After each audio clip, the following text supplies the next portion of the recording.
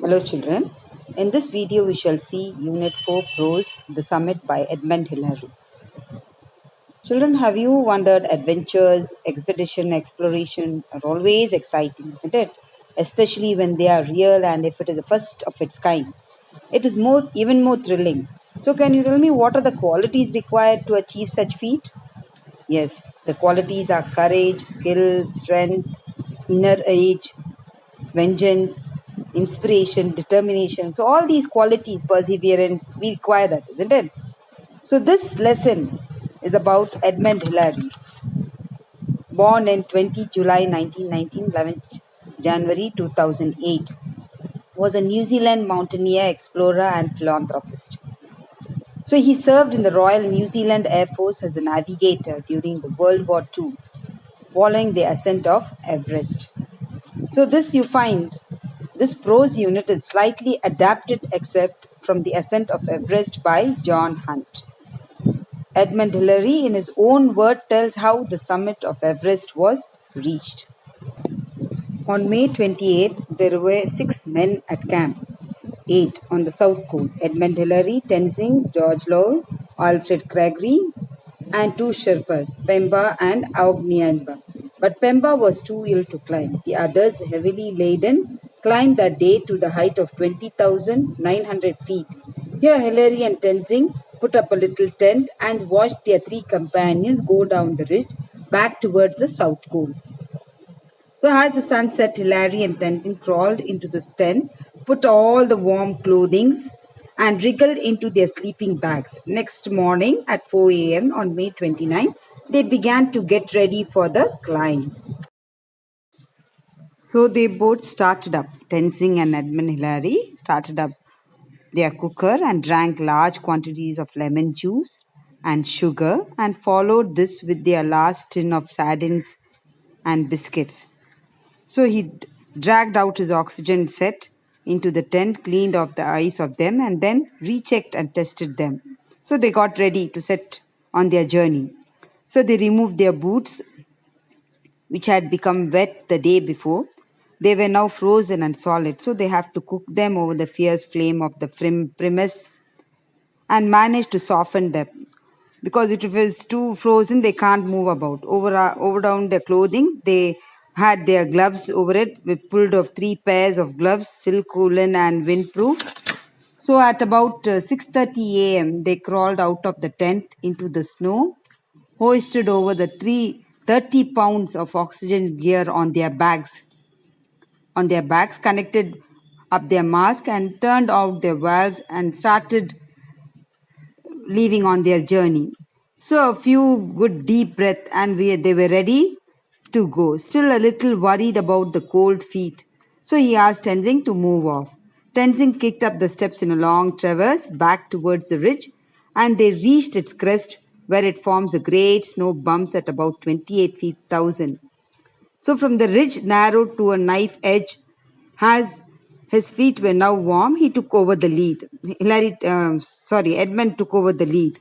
So the snow now became soft on the route on top of the ridge, both difficult and dangerous, which sometimes held their weight but often gave them suddenly. So after several hundred feet, they came to a tiny hollow and found their 2 little oxygen bottles left on an earlier attempt by Evans and Bondley. Tenzing and Hillary struggled hard to reach the top of the ridge. They helped each other belaying with the help of a rope. So after crossing the crack with great struggle, Hillary signaled to Tenzing to come on up with the wriggled his way up the crack and collapsed at the top like a giant fish howling from the sea. This shows how difficult it was for them to reach. So again the ridge curved away to the right and they were unable to find its top. They felt that the ridge seemed never ending. So at this juncture, they lost their original enthusiasm but didn't give up their try.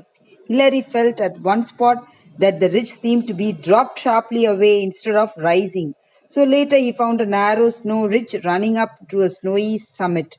So with the help of the ice axe, they paved the way in the firm snow and reached the top. Though it took 2.5 hours for them to reach the top of the ridge, they felt that it took their whole lifetime just because of their struggle. Okay. After reaching the top of the ridge, Hilary and Tenzing were greatly relieved. Crossing the ridge with great difficulty was a great deed for them. But after they had reached there, they could have a great view of the mountains around. The Makalu mountain, which was unclimbed, was on their crest east. The great Kanchenjunga loomed on the horizon. The great unexplored ranges of Nepal were seen on the west. They were stretching off into a distance. They took the photograph of North Ridge showing the North Col and the old route which had been made famous by the explorers of 1920 and 1930s. With great difficulty, they have overcome and they have succeeded. But due to the shortage of oxygen, Hilary felt that his fingers were clumsy and slow moving.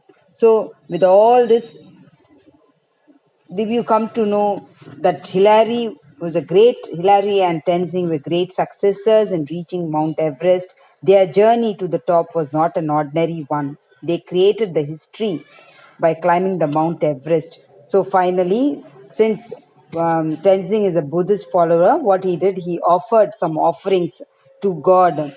They offered some biscuits, whatever and all we had with lollies. And Edmund Hillary offered the cross which was given to him by John Hunt. So they were so happy. So it was the spirit of man, strong determination, perseverance, and the guidance of higher spirit that were responsible for the success.